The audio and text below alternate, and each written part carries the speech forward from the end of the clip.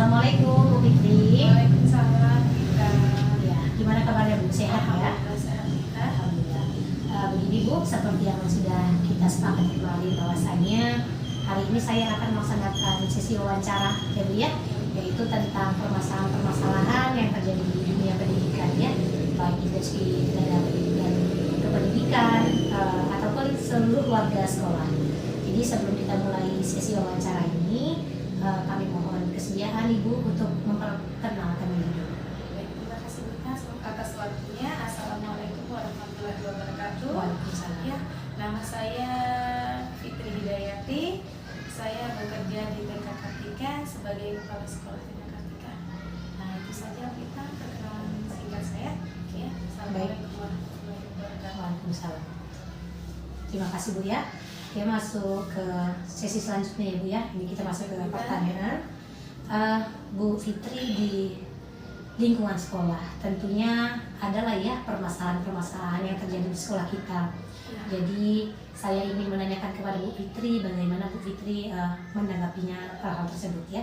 Yang pertama sekali, jika terjadi suatu permasalahan di sekolah Bu Fitri, kira-kira bagaimana cara Ibu mengidentifikasi masalah tersebut yang merupakan dilema etika ataupun rujukan moral? Ya, kalau kita lihat dari permasalahan dilema etika, yaitu permasalahan yang kasusnya sama-sama benar ya berita ya, sedangkan apa tadi rujukan moral itu merupakan kasus yang satunya benar dan yang satunya salah. Namun dalam menyikapi hal tersebut kita harus bisa mengklarifikasi dan mengkonfirmasi terhadap pihak-pihak terkait dengan permasalahan tersebut.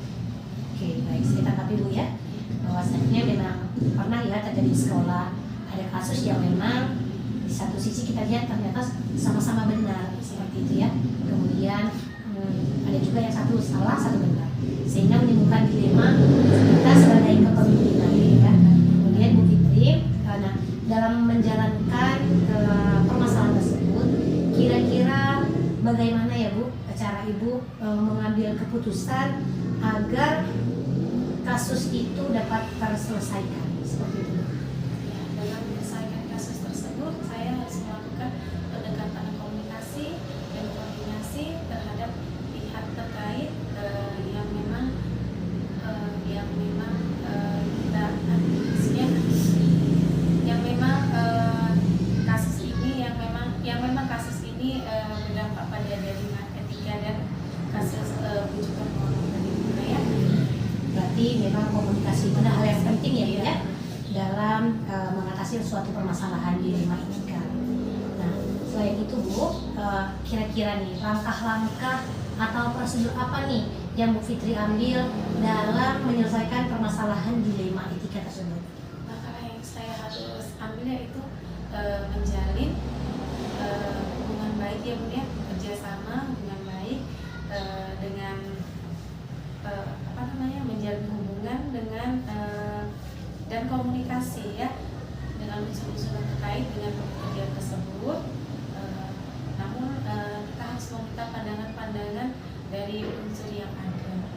Oke, berarti di sekolah itu kan memang banyak unsurnya ya Bu ya, mulai dari pengawas sekolah seperti ya, komite, dewan guru, dan semua warga sekolah lah ya Bu ya. Nah, dari langkah atau prosedur yang Ibu ambil tadi, kira-kira ada nggak hal yang efektif yang Ibu rasa paling cocok nih digunakan untuk menyelesaikan masalah tersebut? Kira-kira apa Bu? Menyelesaikan masalah tersebut kita harus bisa mengambil keputusan yang senantiasa yang kita jalin ya Bu ya, dari pihak yang terkait ya. Kita harus menjalin kerja bersama, komunikasi yang baik untuk menyelesaikan masalah tersebut dan meminta pendapat kepada mereka. Nah, seperti itu ya Bu ya. Lanjut ya. Nah, kemudian kira-kira nih dalam pengambilan keputusan tadi kan banyak ya Bu ya, langkah-langkahnya, prosedurnya. Kira-kira untuk Bu Fitri yang menjadi tantangan dalam menyelesaikan masalah dilema etika tadi apa ya Bu? Yang menjadi tantangan dalam menyelesaikan dilema etika ya kita ya, yang menjadi tantangan sebenarnya ada rasa rasa kekhawatiran dari kita yang takut mengecewakan antara dua belah pihak ya, karena takut keputusan kita itu salah di pandang mereka, sedangkan kita memang sudah meminta kepada kedua belah pihak itu sebenarnya bagaimana cara kita menyelesaikan masalah tersebut gitu kan. Namun kita sebagai pemimpin memang harus bisa menyelesaikan masalah tersebut dan harus bisa memutuskan apa yang harus bisa kita putuskan. Ya, takutnya kita memang ada kekecewaan di antara kedua belah pihak tersebut ya. Baik, kalau itu saya ambil kesimpulan bahwa tantangan ibu mungkin khawatirnya ya kalau terjadi hal-hal yang tidak diinginkan, seperti misalnya satu belah pihak ternyata tidak dihargai misalnya, seperti itu ya Bu ya. Nah, itu kemudian apakah ibu ada nggak tata kelola ibu atau jadwal tertentu, misalnya terjadi suatu permasalahan dilema etika, apakah ibu selesaikan hari itu juga ataupun ada jadwal tertentu untuk menyelesaikan masalah tadi? Iya, untuk menyelesaikan masalah tersebut saya rasa kita tidak punya jadwal tertentu kita ya. Hanya saja kita akan lihat pokok permasalahannya. Apakah memang permasalahan itu harus kita selesaikan hari ini atau bisa kita tunda untuk esok hari. Ya, kalau memang harus hari ini dan memang sangat urgensi, memang harus kita selesaikan pada hari ini. Oke, berarti ibu melihat juga ya, kira-kira pokok permasalahannya seperti apa. Jadi biar tahu ya Bu ya kapan penyelesaiannya dilakukan. Nah, kemudian Bu, dalam menghadapi kasus atau permasalahan dilema etika tadi, apakah ibu ada seseorang yang dapat mempermudah ibu dalam menyelesaikan masalah tadi Bu? Ya, saya rasa kita sangat perlu kita untuk menyelesaikan masalah tersebut memang mengambil orang-orang yang memang menurut kita memang mereka penting untuk menyelesaikan masalah tersebut, seperti pengawas, dewan guru gitu kan, karena mereka memang orang-orang yang terkait, yang ada orang-orang yang memang orang yang ada di internet sekolah kita. Berarti selain warga sekolah, berarti pengawas boleh, komite boleh kita masukkan komite ya. Berarti itu merupakan warga sekolah yang ibu libatkan juga ya dalam menyelesaikan kasus dilema etika.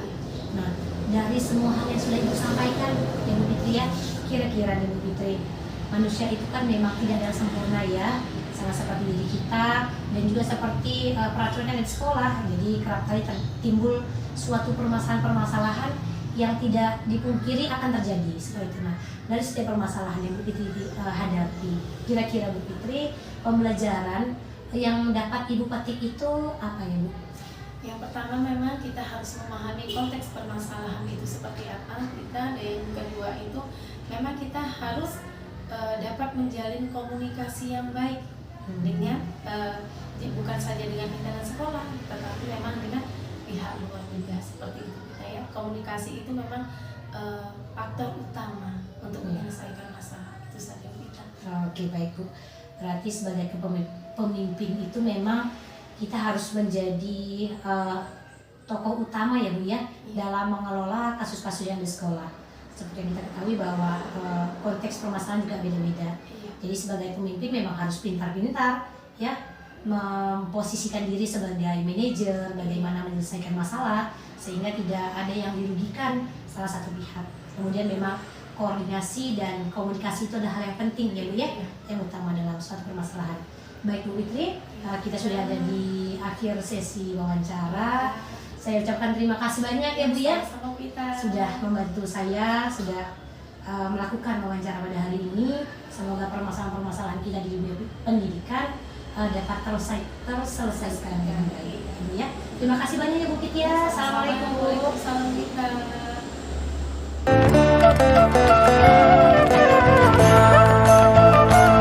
Assalamualaikum warahmatullahi wabarakatuh. Waalaikumsalam warahmatullahi wabarakatuh. Alhamdulillah pagi ini saya dapat berkunjung ke sini ya Bu ya. Jadi seperti yang kita sampaikan kemarin, yang sudah kita bicarakan, bahwasanya saya hari ini akan melakukan wawancara ya. Sebelum kita melaksanakan kegiatan wawancara, kami mohon kesediaan Ibu untuk memperkenalkan diri terlebih dahulu. Baik, Assalamualaikum warahmatullahi wabarakatuh. Nama saya Sarwani SPD. Saya bertugas sebagai Kepala TK Swasta Mekarsari Bukit Mulia, Kecamatan Timang Gajah. Saya sangat bangga ada rekan saya dari Kecamatan Timang Gajah ini yang menjadi seorang guru penggerak di Kabupaten kami. Oke, baik Bu ya. Dengan singkat, langsung saja kita masuki ke pertanyaan pertama pada sesi wawancara ini. Ya Bu ya. Boleh. Selama ini Ibu kan sudah pernah menghadapi kasus-kasus tertentu ya. Nah, kira-kira bagaimana Ibu mengidentifikasi kasus yang berupa dilema etika ataupun bujukan moral? Untuk menghadapi kasus seperti ini, kita terlebih dahulu tidak mencari benar salahnya di antara kedua orang yang bertikai, tetapi kita mencari bagaimana sebenarnya. Jadi kemudian saya dudukkan keduanya bahwa di antara kedua mereka itu sama-sama benar dan sama-sama salah. Lalu kita mencari solusi jalan tengah supaya mereka itu bisa berdamai dan bisa kembali kepada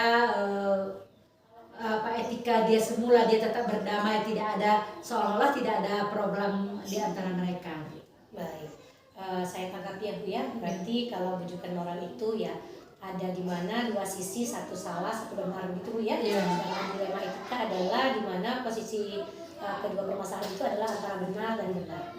Ya Bu. Oke, kemudian yang selanjutnya yaitu selama Ibu menjalankan untuk mengambilkan keputusan pada kasus tersebut, ada dua kepentingan yang sama-sama benar, ya Bu ya. Jadi ada yang sama-sama benar. Kemudian bagaimana cara Ibu menghadapi dilema tersebut? Untuk kasus seperti ini, kalau memang keduanya benar, kita tampung aja dulu keduanya pendapat mereka. Lalu kita satukan di antara kedua pendapat guru-guru itu supaya menjadi satu bulat tekad yang bisa dijalankan gitu. Jadi tidak kita ambil pendapat A atau pendapat B, tapi kita kedua pendapat itu kita satukan, berarti itulah yang menjadi kebenaran kita. Jadi keduanya kita pakai gitu. Berarti Ibu tidak memihak pada satu pihak saja ya, seperti itu. Oke, baik Bu. Kemudian langkah-langkah atau prosedur apa saja yang Ibu lakukan? Langkah pertama yang saya ambil adalah dengan memanggil kedua belah pihak yang bermasalah kalau dalam permasalahan. Kemudian kita tampung keterangan dari keduanya, lalu kita cari solusi untuk pemecahan masalah itu.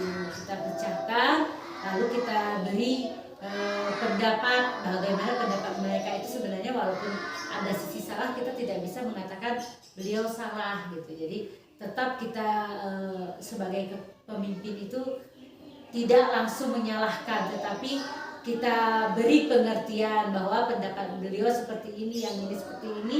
Walaupun berbeda pendapat beliau, tapi kita ambil satu jalan tengah supaya mereka berdua bisa saling menerima pendapat itu dan kita semua bisa damai di sekolah ini.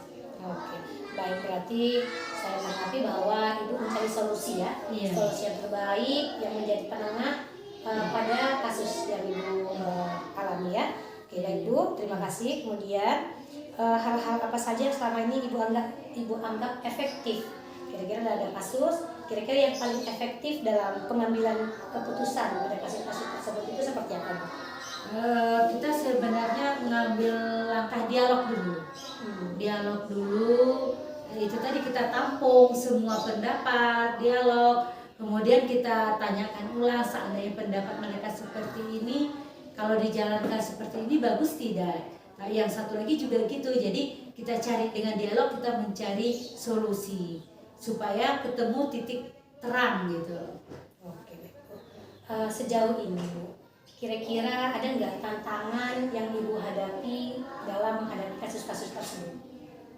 Ada juga tantangan yang kita hadapi.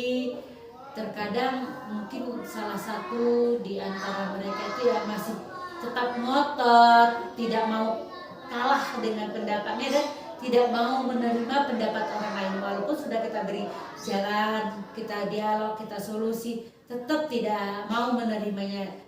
Beliau merasa benar, tapi kita harus bisa memberi pengertian kepada mereka yang bertikai bahwa bagaimanapun kita hidup ini, kita perlu berdampingan dengan orang lain, sehingga kita menjalankan aktivitas di lembaga pendidikan ini bisa dengan damai gitu, tanpa ada permasalahan. Baik Bu, berarti saya tanggapi bahwa Ibu berusaha untuk meminimalisir ya risiko yang dihadapi dalam menanggapi kasus tersebut ya. Oke baik Bu, selanjutnya nah apakah Ibu memiliki tata kelola atau jadwal tertentu dalam menyelesaikan kasus dilema etika? Kemudian apakah Ibu juga menyelesaikan di tempat langsung ataupun menyelesaikannya itu dalam bentuk atau prosedur yang seperti apa? Seperti itu. Baik, kalau memang permasalahan itu tidak bisa kita atasi di lembaga kita, kami masih punya yang namanya pengawas sekolah. Jadi saya selaku pimpinan meminta atau memohon kehadiran ibu pengawas di sekolah ini untuk ikut andil mendamaikan kedua belah pihak gitu, supaya mungkin kalau saya saja sebagai kepala sekolah mereka tidak bisa dengarkan, dengan pengawas pasti mereka bisa mendengarkan. Oke, jadi kalau memang permasalahan tersebut tidak tuntas ya, selama tidak bisa dituntaskan di sekolah, maka ya memang kita ambil kebijakan orang yang lebih tinggi ya dari kita seperti itu. Oke baik Bu. Kemudian kira-kira Bu, ada nggak seseorang atau faktor-faktor yang selama ini mempermudah Ibu atau membantu Ibu dalam mengambil keputusan tertentu? Untuk itu saya rasa tetap ada peran dari komite sekolah, pengawas sekolah. Itu keduanya sangat berperan dalam ini, komite sekolah dan pengawas sekolah. Berarti Ibu selain ke pengawas tadi mungkin lebih awal Ibu ya ke komite dulu ya, seperti itu ya. Jadi dituntaskan di sekolah bersama komite, mungkin bersama guru-guru juga ya. Oke baik Bu. Kemudian selanjutnya dari semua yang hal Ibu sampaikan tadi, kira-kira pembelajaran apa yang Ibu petik dari pengalaman Ibu dalam menanggapi kasus dilema etika Bu? Kita tanggapi bahwa dalam berpendapat kita itu memang sudah takdirnya ada perbedaan. Tapi yang harus kita ambil hikmahnya, itulah kita manusia, tidak ada yang akan sama pendapat. Jangankan pendapat, wajah segala macam itu tidak ada sama.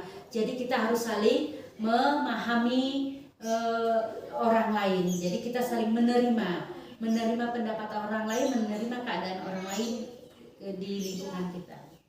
Oke, berarti ya seperti itu ya Bu ya. Untuk pembelajaran ya yang didapatkan, berarti memang sebenarnya dari yang Ibu sampaikan juga memang komunikasi yang utama ya Bu ya, komunikasi yang utama agar tidak terjadi lagi kasus-kasus dilema etika seperti tersebut ya Bu ya. Oke Bu, kita sudah ada di ujung sesi. Kami mengucapkan banyak terima kasih kepada Ibu sudah meluangkan waktunya untuk wawancara pada hari ini Bu ya. Terima kasih banyak. Saya akhiri Bu. Assalamualaikum warahmatullahi wabarakatuh. Waalaikumsalam warahmatullahi wabarakatuh.